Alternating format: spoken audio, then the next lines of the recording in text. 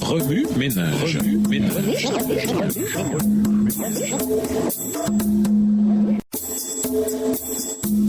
Remue ménage.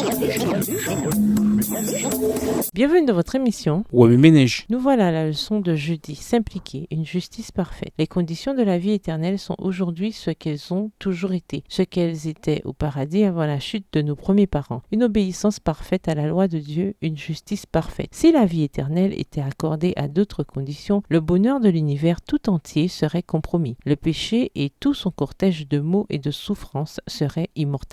Avant la chute, il était possible à Adam d'acquérir un caractère juste par l'obéissance à la loi de Dieu, mais il échoua. Et à cause de son péché, notre nature est déchue et nous sommes incapables de nous rendre justes par nous-mêmes. Étant mauvais, nous ne pouvons pas obéir parfaitement à une loi sainte. Nous ne possédons pas de justice personnelle qui nous permette de répondre aux exigences de la loi de Dieu. Mais Jésus-Christ nous a préparé une issue. Il a vécu sur la terre au milieu des mêmes épreuves et des mêmes tentations que nous. Il a vécu sans péché. Il est mort pour nous et maintenant il s'offre à prendre sur lui nos péchés et à nous donner sa justice. Si vous vous donnez à lui et si vous l'acceptez comme votre sauveur, quel coupable que votre vie ait pu être, vous êtes à cause de lui considéré comme étant juste. Le caractère de Jésus-Christ est substitué à votre caractère et vous avez accès auprès de Dieu comme si vous n'aviez jamais péché. Il y a plus, Jésus change votre cœur, il y habite par la foi. Ces rapports avec Jésus par la foi et cette reddition constante de votre volonté à la sienne, il faut les maintenir. Tant que vous le ferez, il produira en vous le vouloir et le faire, selon son bon plaisir. Vous pourrez donc dire, si je vis, ce n'est plus moi qui vis, c'est Christ qui vit en moi. Si je vis maintenant dans la chair, je vis dans la foi au Fils de Dieu, qui m'a aimé et qui s'est livré lui-même pour moi. Galates 2, le verset 20. C'est ainsi que Jésus pouvait dire à ses disciples, ce n'est pas vous qui parlerez, c'est l'Esprit de votre Père qui parlera en vous. Matthieu 10, verset 20. Alors l'Esprit de Jésus-Christ agissant en vous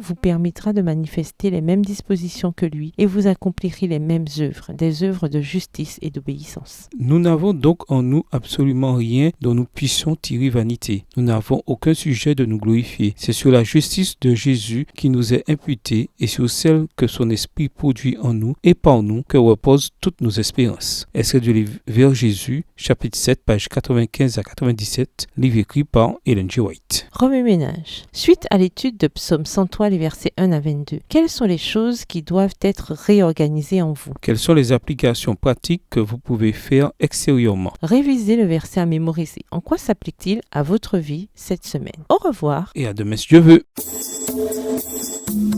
Remue ménage. Remue ménage.